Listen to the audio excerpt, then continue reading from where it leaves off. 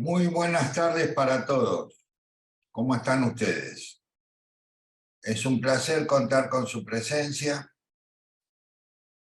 Hoy vamos a tener una charla respecto de la naturaleza y forma del modelo de sanación que propone el sistema CNF, que es bastante particular. Modelos de sanación hay muchos, muchísimos, por supuesto. Hay de todo. Generalmente es una cosa, como no está normada ni centralizada, permite la libertad de ir por distintas variables, tanto del conocimiento como de lo que vienen a ser los modelos de creencias de las personas. Bueno, lo que nosotros proponemos acá, dentro del sistema CNF, es un modelo de sanación con sólidas y contundentes bases científicas. Es un estudio que lleva unos años en los que se imparten toda una serie de saberes respecto de la naturaleza orgánica, fundamentalmente humana, y de la naturaleza en general, pero que es sumamente riguroso, pero es tan riguroso como eficaz. Ese es el punto, que las cosas se demuestran por sus hechos, y este sistema ha sido probado, y en la carrera no hay nada dentro de la carrera que no haya sido demostrado. Entonces yo considero que tiene un valor eso. El sistema CNF y la sanación es el fruto de muchos años de estudio. Por supuesto que no está cerrado. Esto yo lo considero un sistema copernicano, ¿no? Que abre. No sé si un individuo puede solo abarcar todas las variables y aristas de los saberes necesarios para entender la naturaleza orgánica. Pero vamos yendo. Lo primero es definir qué es sanación. Porque, insisto, a muchas cosas se le dice sanación. Sanación, según el diccionario castellano, es todo método cuya tendencia a solucionar y resolver dificultades orgánicas se hace sin la ayuda de ningún elemento externo, ni químico, ni físico, ni nada. Entonces, lo que nos queda es los recursos que tiene cada individuo en su organismo para poder realizar la sanación. La otra gran variable de los abordajes terapéuticos es la curación. La curación es más directa, en el sentido de que ejecuta, por ejemplo, curación es una operación, pero sanación es el proceso por el cual ese organismo se restaura en la forma que puede. Sobre bases evolutivas y apostando a la sabiduría del organismo para el desarrollo de sus síndromes que nunca se combaten. Ni signos se combaten. De los signos y signos se aprende de los signos y síntomas. Se aprende. Lo que hay que ir es a encontrar la necesidad que tiene un organismo para desarrollar tales fenómenos que conllevan todo un trabajo importante desde el organismo, que no son casualidad que sea uno u otro. Entonces, ¿qué proponemos en este sistema? El sistema CNF se llama también para el conocimiento y aplicación de las causas primeras. Justamente lo que propone el sistema CNF es alcanzar el conjunto de conocimientos que nos permitan alcanzar las causas primeras del fenómeno orgánico que desarrolla una persona. De hecho, gran parte del estudio, que está dividido en 4 bloques, está dedicado, por lo menos todo el bloque de sanación, está dedicado a las formas en que podemos entender y conocer el desarrollo de los fenómenos orgánicos, no sus efectos. Causas, medios y efectos. No alcanzan con el efecto solo. El efecto es como un espejo. Y nada más, algo que evidencia todo lo que está antes de eso, pero por sí no tiene mayor entidad. Lo que sí tiene entidad es el trabajo orgánico realizado para producir dos tipos de fenómenos básicos como producimos los seres humanos. Esos dos fenómenos básicos son los fenómenos de realidad y los fenómenos reales. Los fenómenos de realidad tienen la particularidad de que pueden tomar cualquier forma y todas están más o menos bien, siempre y cuando ayuden a sostener un equilibrio orgánico que por supuesto es relativo, pues es el modo y forma de lo que el otro puede. Y los fenómenos reales son aquellos que hacemos mediante trabajo, supeditando las dinámicas químicas a las dinámicas energéticas de orden evolutivo y adaptativo. Con lo cual los humanos pretendemos o aspiramos a sobrevivir de la mejor manera posible. Es lo que nos tocó en el reparto. El punto es que como cada organismo es único, los únicos universales que se pueden encontrar son en las causas. O sea, ¿qué variables fenoménicas pueden abarcar las causas? Las formas son contingentes, transitorias y hasta arbitrarias. Entonces, se requiere lo que yo llamo el gran desafío del conocimiento humano, que no es conocer la densidad de Júpiter o si en Alfa Centauri hay unicornios, o si en el fondo abisal de los mares se esconden minerales no descubiertos, así nos llenamos de plata. Yo creo que la gran frontera del conocimiento, y llama la atención, estamos en el siglo XXI, en los sistemas tradicionales vigentes, de lo que menos se sabe es del organismo humano. Es increíble esto. Uno puede creer que con toda la parafernalia tecnológica y los miles de bibliotecas llenas de escritos respecto de las cuestiones orgánicas, el saber sobre los organismos humanos debería ser algo impresionante. Te garantizo que se sabe muy poco. Y yo no digo que acá sepamos más que nadie. Lo que digo es que lo abordamos desde otro punto de la naturaleza. Por ejemplo, y para ir rompiendo el hielo, para que vean qué locos que estamos en este sistema, porque aparte todos estamos locos, no todos estamos locos disfuncionales. Otro tema, nosotros partimos de que el cuerpo, que fruto de nuestro trabajo, de haber convertido todo lo ingerido del medio a nuestra propia forma, que nuestro cuerpo real no es material, no es la materia. Que la materia es un elemento que apropiamos y conservamos supeditada a los usos y necesidades orgánicas. O sea, ya vamos mal. ¿Qué está diciendo? Yo veo a un tipo, lo que le veo es el cuerpo. Bueno, si miro poco le veo el cuerpo, porque el asunto es qué hace con ese cuerpo. Si miro a un cadáver también estoy viendo un cuerpo, igualito, fresquito. Recién se murió, ni siquiera tiene accesorios mortuorios discernibles en muchos casos, claro, excepto que le haya pasado el escaño encima, ahí sí uno nota que el señor pobrecito se murió. Fuera de esos casos extremos, no. Entonces, basar cualquier abordaje orgánico en simplemente las relaciones de la materia entre sí, que son propias de la materia.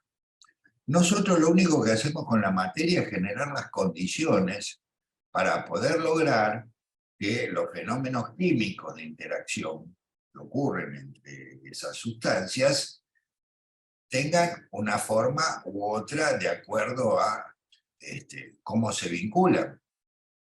Entonces, ¿en qué variable de presión, en qué variable de temperatura, en qué obtenemos, por lo menos la química que yo conozco un poquito nomás, muy poco en realidad, indica que la mayoría de los fenómenos de intercambio químico se modifican con la simple temperatura. Esa es una de las razones por las que somos homeotermos. Y hay elementos que podemos asimilar y otros que no. Así de sencillo. La mayoría de los elementos de lo que es natural son en última instancia asimilables, y lo que podemos discutir son las dosis posibles de asimilación. Es más diferente que la sustancia por sí sea buena, mala, perniciosa, la mala de la película, o alguien que estaba distraído y pasó por ahí. Entonces, para poder ejercer la sanación, algo que yo vengo haciendo desde más de 30 años con este método, debemos conocer profundamente la naturaleza del ser humano, en términos de lo que es su organismo. Claro, esto nos presenta un problema, chiquito. Dentro de las cosas probablemente controversiales que tenga el sistema, uno de los planteos más básicos es que solamente podemos conocernos a nosotros mismos. Únicamente. De hecho, todos los fenómenos de percepción son generados por el organismo, no por la presencia del factor de incidencia que pudiera serle atribuido como objeto de percepción. Yo, por mucha luz que le ponga a un ciego, no va a ver. Por mucho sonido que le ponga a un sordo, no va a escuchar. Va a sentir la vibración en todo caso. ¿Pero por qué? Porque la vibración es un fenómeno real. El sonido no. El sonido es un fenómeno orgánico. Este tipo de matices y sutilezas deben ser entendidos. Si en este momento, si alguien no se aburrió todavía de lo que estoy diciendo, hiciéramos una pequeña encuesta sobre lo dicho, no sé, acá hay, no me fijé cuántas personas, pero hay unas cuantas personas. La mayoría podrían coincidir en una línea general argumentativa, pero nadie podría repetir. No. Y cada uno de los que lo plantearan, quizás memoriosos, estaría dando una versión diferente de los mismos hechos. Por lo tanto, si eso hacemos con lo que escuchamos, imagínense lo que hacemos con lo que interpretamos que escuchamos. Ahora, las variables de las dinámicas orgánicas tienen más que ver con la interpretación que con la escucha fidedigna y literal. A ver, yo siempre digo que, por ejemplo, no se ofendan, para estudiar esto hay que ser como Forrest Gump. ¿Se acuerdan de Forrest Gump? No sé si todos lo conocen. Bueno, acá hay que ser Forrest Gump. ¿Por qué armó el rifle tan rápido? Y usted me dijo que lo armara, viejo. No hay otra razón.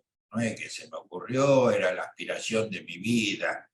¿Y por qué le duele la panza? ¿Y qué sé yo por qué le duele la panza? Vamos a ver qué es lo que pasa y se está moviendo. Piensen que solamente los muy locos y los genios pueden ser literales. Los demás somos tan astutos y sabios que interpretamos las cosas y las convertimos en otra cosa. No, pero dijo eso. A ver la grabación, Gonzalito, ya es muy viejo este chiste, la grabación, Gonzalito, es solo para quienes tengamos canas, aviso. Sí, no es tan sencillo entender. Bueno, los pibes no tienen la menor idea. El punto sigue siendo cómo hacemos. Porque si lo único que podemos conocer es a nosotros mismos, a título de que yo puedo opinar, hacer o actuar sobre otro organismo en función de ayudarlo a modificar su estado orgánico. Porque en última instancia esto es tan fácil, y les aseguro que es tan fácil, que asusta. ¿Por qué? Porque el universo es analógico. El funcionamiento orgánico es analógico. Y por lo tanto, del individuo que uno es, conociéndose lo suficiente, los fenómenos que desarrolla el otro van a ser analógicos a los de uno. Si uno conoce cómo funciona uno, cae en la cuenta de cómo funciona el otro. Y si a eso le agregamos que construimos todo un entorno cognitivo en el cual nos ubicamos en la frecuencia del otro, nunca vamos a saber qué piensa, pero sí vamos a saber cómo piensa, cómo construye. ¿Por qué es importante? Los organismos somos espíritus en mente y cuerpo. 3 palabras tan gastadas que asustan. Ahora, si uno entiende por espíritu la unidad operativa del organismo, si uno entiende por mente aquello que permite que toda la operatividad generada por el espíritu, o sea, las cargas activas, activadas, que se mueven en el organismo, sean direccionadas estableciendo un orden, y por eso la mente la llamamos constante vital.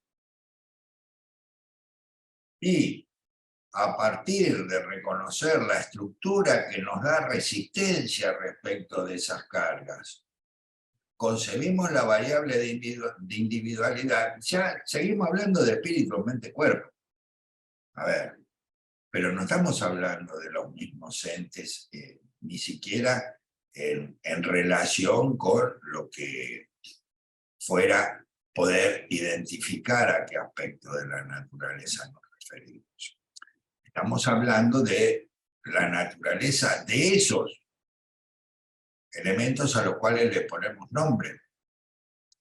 A partir de eso, no es muy difícil establecer variables empáticas que nos permitan movilizar al otro según el nivel de precisión de la empatía con lo que lo hagamos. Y ahí viene el entrenamiento. El entrenamiento que se denomina en conjunto pensamiento analógico. El pensamiento analógico es la forma natural de que ocurren todas las variables mentales en todas las especies. El universo es analógico. A ver, ¿quién dice, alguien cree en serio que todos los átomos, por ejemplo, tienen la misma medida? ¿Alguien cree en serio que todos los átomos responden a dinámicas que un director de orquesta les pone para sus pulsos de integración, desintegración? ¿O cada uno va por su ritmo y la hace cuando puede y como puede? Aunque tengan variables periódicas establecidas que los hacen ser ese átomo y no otro. No creo que haya 2 átomos iguales en el universo. Es una de las cosas que, porque no tengo los medios para investigarla, no puedo afirmar. Y no sé si alguien tendría la posibilidad de afirmar que no existen 2 átomos iguales en el universo, porque en función de las variables hasta puede haber 2 o más átomos iguales, también puede ser. No hay 2 humanos iguales.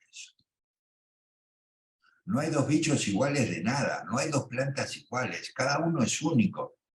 Perdón, hecho de las mismas cosas y sobre la base de las mismas dinámicas que lo hacen pertenecer a una especie. Sí, claro, pero más allá de lo universal está lo general, lo común y lo particular de cada individuo, que lo convierte en un ente diferente, aunque definible por los mismos principios, y vamos por la universalidad de que todos los seres vivos son entes autónomos, no independientes, autónomos, dotado de la capacidad de generar determinada fenomenología a partir de su operatividad, funcionalidad y estructuralidad. Pero cómo lo usamos somos todos diferentes. ¿Alguien puede explicar un gusto? ¿Por qué a alguien le gusta una cosa y no la otra? Y eso que cada persona puede argumentar sobre las maravillas de su propio gusto. Nos gusta o no nos gusta porque nos gusta o no nos gusta. Después que podamos hacer ciertas interpretaciones sobre el impedimento a gustar a algo, porque puede haber un factor histórico que modifique, pero eso es para las variables traumáticas. Y las variables traumáticas son siempre en dinámicas sedentes, no en dinámicas activas. Ojo con eso. Entonces, todo lo que hacemos tiene algún motivo o razón. Todo lo que se necesita para ejercer la sanación es saber por qué alguien hace lo que hace. ¿Para qué hace lo que hace? A partir del qué hace y cómo. A veces se requiere poner en la cuenta cuándo o dónde.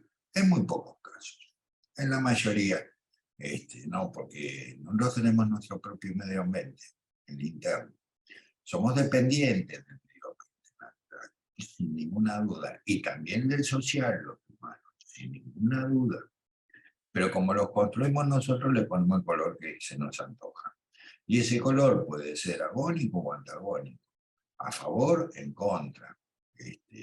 Puede tener muchas facetas cada cosa. Entonces, el pensamiento analógico no es algo que se pueda instruir técnicamente como el resto de las variables de la carrera, que están divididas en 4 bloques, que son sanación, todo lo que abarca a las dinámicas de relación mediante los cuales producimos fenómenos orgánicos. Un bloque que es el que estudia la mente humana, que se llama teoría de los entornos. La teoría de los entornos es la base de la concepción de cómo funciona y es la mente humana en los organismos. No tiene nada que ver con ningún modelo tradicional. Nada que ver. Por supuesto, acá somos originales, por ahí excesivamente originales y empezamos a hablar pavadas a repetición. Puede ser. Yo siempre digo, mientras funciona, ¿quién tiene la sabiduría? ¿Quién sabe la verdad? Yo no. Yo tengo atisbos de la verdad en función de lo ocurrido.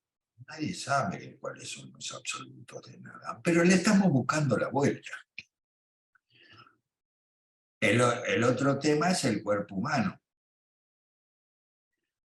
que es la base de lo que llamamos método de lectura e interpretación del cuerpo humano. Ustedes piensen, ¿quién les dio su cuerpo? Sobre la base de un intercambio de sustancias de nuestros progenitores, que abarcaba a una célula, se desarrolla un cuerpo, un organismo corpóreo, con tantas variables como las que ocurren durante los 9 meses del embarazo y con tantas variables como las que ocurren en todos los años de la vida de los individuos. ¿De dónde sale eso? ¿Quién nos lo dio? Les voy a dar una noticia. Lo construimos nosotros. Lo construimos cuando lo seguimos construyendo. El cuerpo es lo que evidencia nuestro trabajo realizado con la materia, en función de las contingencias de las problemáticas y circunstancias transcurridas. Es como una cicatriz en la cabeza, da personalidad, ¿vio? No importa que un estúpido se dio vuelta y la puerta, se llevó la puerta puesta, da la cicatriz, da con cierto respeto. Todo nuestro organismo. es el resultado y evidencia de nuestra historia. De hecho, el método de lectura e interpretación del cuerpo es la base que utilizamos en este sistema para hacer descripciones diagnósticas diferenciales. No diagnósticos, no diagnósticos. Descripciones diagnósticas diferenciales. ¿Por qué? Porque eso es lo que nos conecta con el origen, las causas de origen, de lo que evidenciamos en nuestro vivir cotidiano. Los orígenes de este sistema son física, en una física por ahí muy rara, como ese tipo que escribió el libro La física de la unidad, que estaba tan piantado, pobrecito, no sabía si lo venía, entonces hizo algo novedoso, que fui yo. ¿Qué pasa? Y los estudios hechos sobre entomología y etología para concebir al ser humano como un bicho más del planeta. No partir del ser humano consumado, sino de cómo nuestra especie fue evolucionando en términos de llegar al humano moderno. Entonces, esas variables nos dan un fundamento importantísimo, pero tenemos que entrenarnos para desarrollar las habilidades. Es un oficio y un arte. Las bases teóricas que están en el método CNF, en función de tener objeto propio, porque es el organismo concebido de una manera diferente de lo tradicional, por lo tanto, objeto propio, no tomado. Paradigmas, postulados, epistemes, y toda una serie de variables respecto de la naturaleza orgánica lo convierten en una disciplina cognitiva. Esa disciplina cognitiva, si lo traducimos al lenguaje más vulgar, sería lo que se conoce comúnmente como ciencia. Sí, pero eso es todo el cuerpo teórico de la cosa. En la práctica se requiere un ejercicio efectivo que es un arte el actuarlo. Y esto depende de las habilidades que desarrollemos mediante entrenamiento. Yo siempre digo, esto lo puede hacer cualquiera, y no es cualquiera que estudie y trabaje. ¿Entendemos, no? Esto no es para dotados e iluminados. De hecho, yo no soy un dotado de la sanación. Lo hice estudiando y trabajando. Soy más un investigador de la naturaleza de las cosas y un sanador. Que la vida me fue llevando y el reclamo de las personas que tenían problemas de salud me fue llevando a poner énfasis sobre esto, aunque el sistema CNF se aplica a todas las variables del conocimiento humano. Y recuerdo, cuando empecé a escribirlo, hace 20 y pico de años, ¿sí? Antes del 2000, empecé a escribir. Sería 96, 97, no tengo la precisión, tendría que fijar. Si hay algo que no soy mucho, es darle bolilla a esas cosas.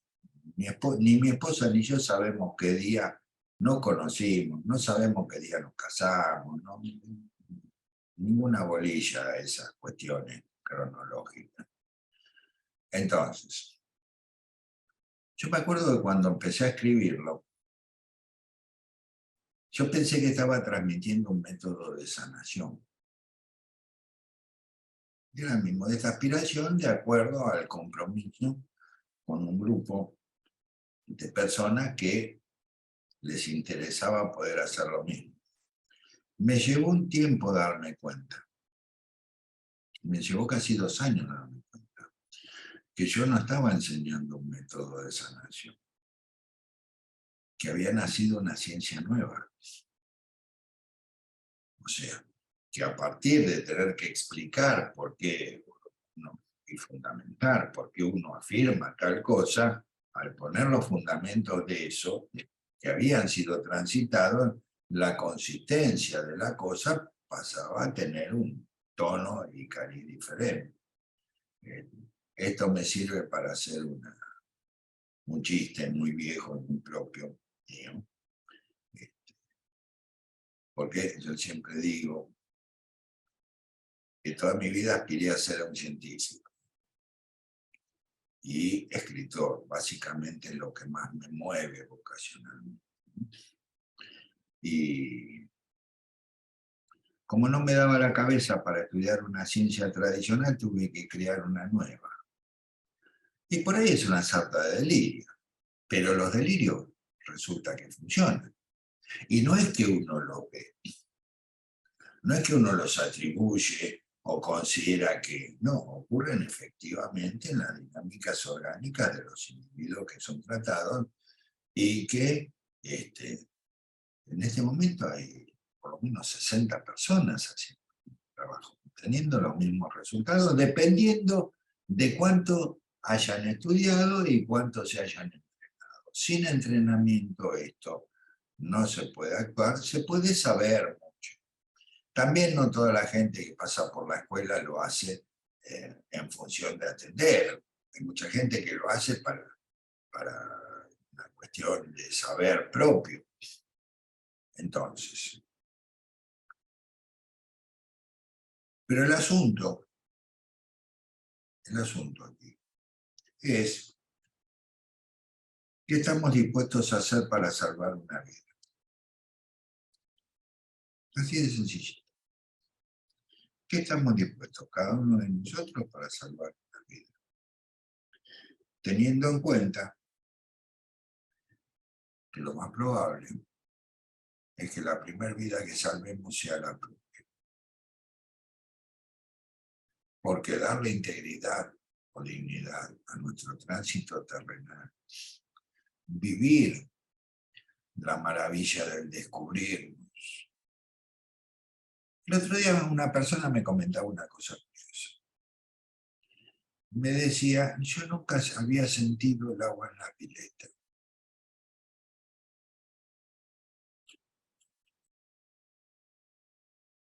Lo que te perdiste, hermana, el agua te acaricie en su curso de movimiento caótico y todo. Es un placer herónico maravilloso.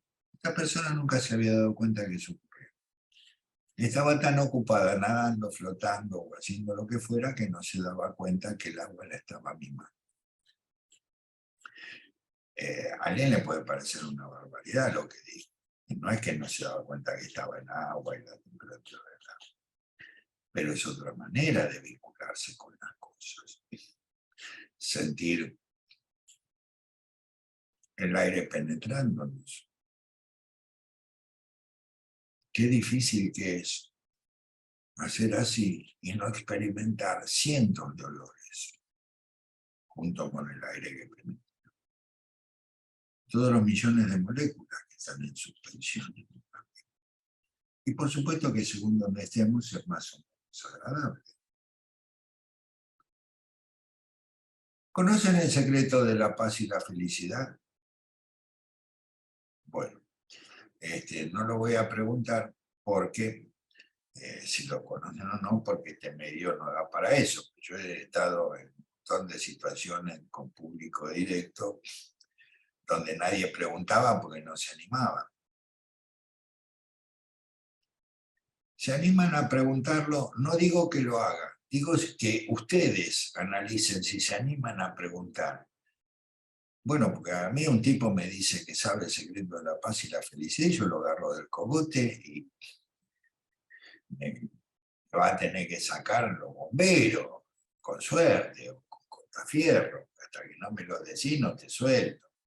Me quedo toda la noche durmiendo en la cabeza del tipo, agarrándolo, ¿se entiende? Y son tan simples. El secreto de la paz es la aceptación. Pero no la aceptación de que sí, la aceptación de lo que sea. Y no confundamos aceptación con agrado. Si yo acepto que algo no me gusta, ¿por qué no me gusta? También lo estoy aceptando. Sobre todo porque me estoy aceptando a mí. Si acepto que algo me agrada o desagrada o me es diferente, me estoy conociendo. El asunto es no desnaturalizar la cosa. Ahora, ¿vieron cuántas personas dicen, no, yo no como eso y nunca lo probaron? Puedo entender, no sé, yo les aviso que hay que animarse a comerse la ostra fresca, recién sacada. Pues eso lo puedo entender. No me voy a poner descriptivo, pero realmente muy exótico el limoncito, una cosa comible, intragable. Cocida es otro tema. Entonces, no es que cualquier cosa no va a gustar o desagradar, hay términos medios, no importa. Pero el asunto es la aceptación. Ahora, ¿cómo se actúa orgánicamente la aceptación? Porque la mayoría de los que estamos acá habrán pensado en el, bueno, sí, está bien, en un ejercicio de realidad donde no me opongo a la cosa. Pero no es la aceptación. No está ocurriendo. La están imaginando la aceptación, no ocurre. Pero si ustedes, en ese momento en que se vinculan con algo, distienden el esófago y el estómago, están actuando orgánicamente, tanto mental como fisiológicamente, la aceptación. ¿Y saben qué produce eso? Paz. Paz. Se descomprimen las oposiciones y los antagonismos para aceptar la naturaleza de las cosas. Fíjense que no es lo mismo. No alcanza con que yo me crea que acepto. Hay que hacerlo.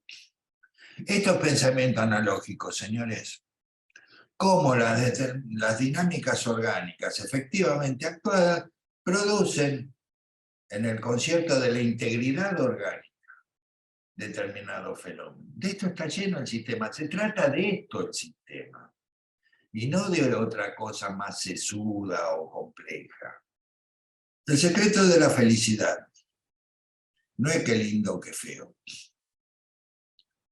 Es aprender a distender lo que en algunos modelos antiguos, orgánicos, se llamaba el triple calentador, que no es otra cosa que la primera eminencia órtica subdiafragmática. Aprender a distender esas estructuras y entonces el flujo, tanto de sangre como de oxígeno que recibe hígado, páncreas, vaso y una parte del estómago, se optimiza y en ese momento van a sentir cosquillitas en la zona.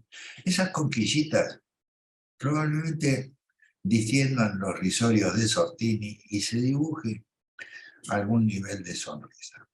Esas cosquillitas las conocemos todos. Son las cosquillitas que hemos experimentado cada vez que hemos recibido un regalo inesperado o un regalo de algo que nos agradara mucho.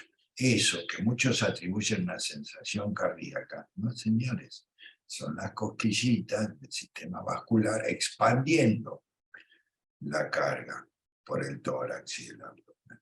Ese es el secreto de la felicidad. Bien, cuando uno suma felicidad y aceptación, lo que tiene es un estado vital. Habrá quien lo llame estupidez, pero yo prefiero llamarlo estado de gracia. Eso es una vida digna de ser vivida. Hay tanto en nosotros por descubrir y entender, partiendo de uno mismo. En eso consiste esta modesta propuesta de salud, que es la sanación en el sistema sanitario. No se puede hacer cualquier cosa, no es una magia ingenua. El límite de la sanación es la injuria orgánica. A partir de la injuria orgánica tiene que actuar la curación.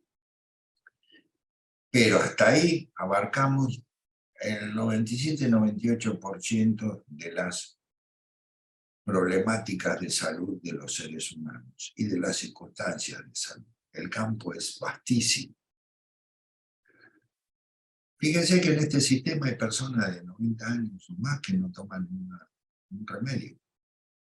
Ni uno, nada, cero. No lo toman porque no lo necesitan, ¿no? Porque son estoicos resistentes. ¿Se entiende? Por ejemplo, mi señora fue medio, no sé, fue a hacer un trámite y el señor le decía, bueno, señora, ¿qué remedio usted toma? No, yo no tomo. No, señora, no me entendió. ¿Qué remedios toma? No tomo remedio. Señora, ¿qué pastillas toma? ¿Qué le receta al médico? No tomo pastillas ni remedios, ni voy al médico. No se lo podía creer el tipo. ¿Sí?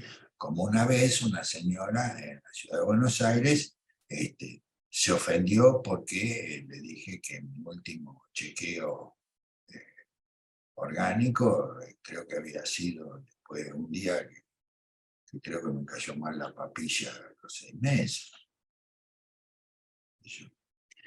Y no estoy minimizando otros sistemas. Digo que todo es una cuestión de equilibrio e integridad, dentro de lo cual también está el dolor. Así como les digo esto, les digo, yo soy el tipo más enfermizo que conocí en mi vida, no me pasé toda la vida enfermo. Pero, como siempre digo, soy macho y me la aguanto, y utilizo eso para conocer. ¿Qué oportunidad de conocer? Entonces, no es que estamos hablando acá de lo que podrían ser modelos. No, estamos hablando de la mejor vida posible, incluya lo que incluya.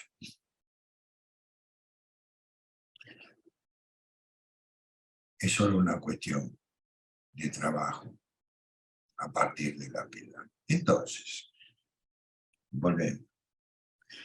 Es una cosa muy rara lo que proponemos acá, sin ninguna duda conforme a los parámetros vigentes en este planeta. En este momento es una cosa rara. Estamos proponiendo que para poder ayudar a las personas a sanarse, porque nadie cura, nadie enferma, uno se enferma, uno se sana. Pero para ayudar a las personas a sanarse, se requiere mucha humildad, conocimiento y piedad, sin juicio de valor,